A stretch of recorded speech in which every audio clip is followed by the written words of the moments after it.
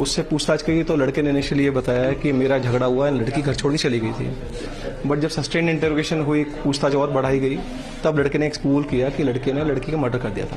इसमें जो मालूम चला, लड़का बेसिकली उसके बाद चाह रहा था कि लड़की का कोई क्लू ना मिले, तो इसने धीरे धीरे डिस्पोज करना स्टार्ट करा, छोटे छोटे पार्ट्स में बना के अलग अलग जगह पे फेंका है पार्ट्स।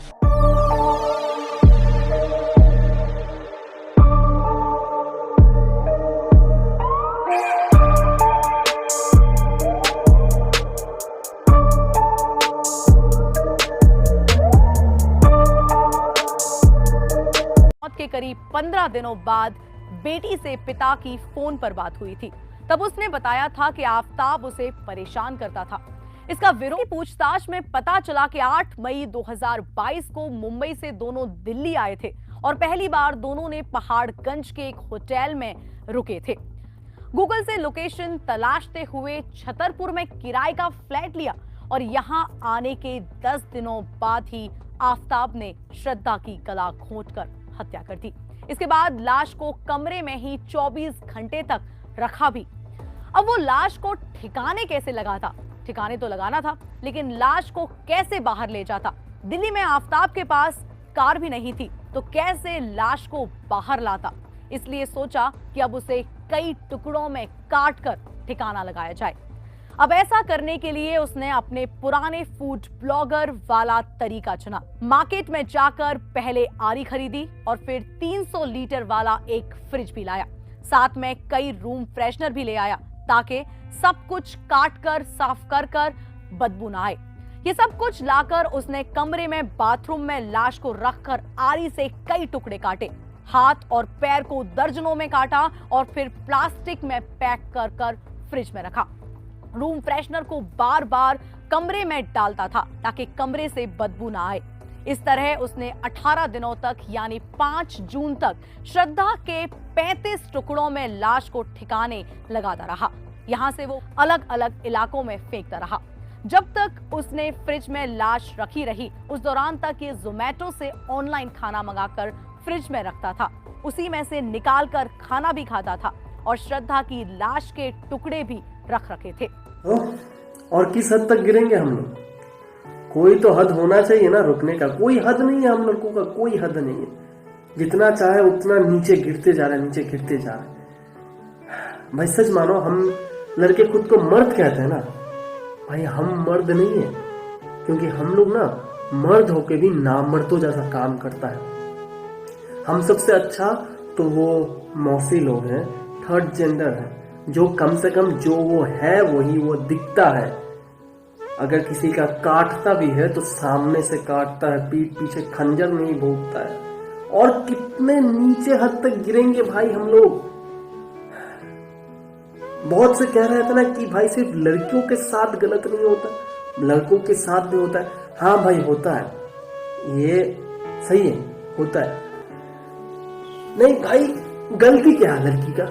लड़की का गलती क्या होता है? तुम्हारे लिए वो घर छोड़ता है, परिवार छोड़ता है, अपने माँ बाप छोड़ता है, दोस्तों के साथ बात करना छोड़ता है, लड़का दोस्त रखना भी छोड़ देता है, उसका फोन तुम्हारे पास दे देता है, उसका सब कुछ, उसका खुद का कोई सिक्योरिटी नहीं रखता है, वो सब कुछ तुम्हें दे देता है। और जब आखिर में आकर सिर्फ वो तुमसे इतना सा सिक्योरिटी चाहे कि तुम मुझे जिंदगी भर अपना लो, बस तुम मुझसे शादी कर लो, उसके बाद जो मर्जी मेरे साथ करो, दिन में जितना बार चाहे उतना बार मेरे साथ सेक्स करो, मुझे कुछ फर्क नहीं पड़ेगा। तब हम लड़कों लोग का कान फट जाता है ना? कोई लड़की सिर्फ शादी की ख्वाहिश कर दिया, शादी बस इतना सा कारण के लिए उसे जान से मार दिया। भाई अगर शादी का ख्वाहिश करने के लिए अगर तुम किसी का जान ले सकते हो, तो लड़की जब तुम्हें 5 साल या 4 साल रिलेशनशिप में रह के फिर जब तुम्हें कहता है कि मैं तेरे साथ नहीं रह सकती, भूल जा, मुझे छोड़ दे, ठीक है, तब तुम जो उसे गाली देते हो, उसके मुंह पे एसिड मारते हो, ठीक है, उसको लेकर उसके घर के सामने बैठ जाते हो, सब कुछ करते हो, वो कहाँ से सही है मेरा भाई? बता दे। फिर भी तो लड़की तुझे बताता है कि मुझे नहीं रहना है, जो हुआ है भूल जाओ, कुछ फर्क नहीं पड़ेगा, तुम भी अपने रास्ते जाओ, मैं भी अपने रास्ते में रहूंगा। हमारी तरह जानवर नहीं बनता है यार। ये कुछ लड़कों की वजह से ना, सच मान लो हमारे पूरे लड़का जात बदनाम हो रहा है ना। सच मानो ये बात सुन के ना मुझे ऐसा लग रहा है कि सच में यार अब प्यार नाम का भी कुछ नहीं बचा है। वो माँ बाप कहता है ना कि ये सब प्यार व्यार कुछ नहीं है जिससे हम शादी करवा देंगे। लड़कियों सच मानो, मेरा बात मानो यार, किसी का जरूरत नहीं है तुम्हें। तुम अकेले ही काफी हो, किसी का सहारा का जरूरत नहीं है। टूट रहे हो तो तुम लोग अंदर से मजबूत हो रहे हो। उस वक्त किसी का सहारा मत मांगो, किसी का कंधा मत मांगो। तुम लोग खुद के लिए खुद काफी हो।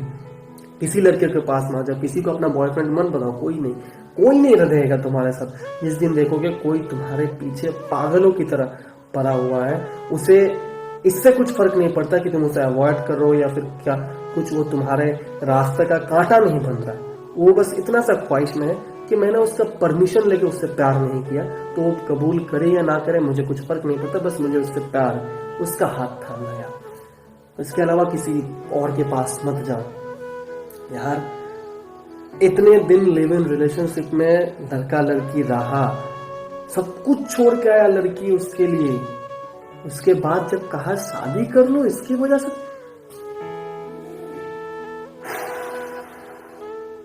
सच मानो ये हादसा मेरे कहीं आसपास होता ना, और वो लड़का मेरा जान पहचान का होता, सच मानो मैं जेल जाता मगर साला उसको मार के जाता। इसके बाद ना और कुछ कहा नहीं जा रहा मुझसे। बस इतना ही कहेंगे यार, लड़कियों किसी के ऊपर भरोसा मत करो। कोई लड़का यहाँ पर भरोसे वाला नहीं है, सब भोसड़ी वाला है साला। जैसे ही मौका मिलेगा खंजर भोंकेगा और सब कुछ करेगा।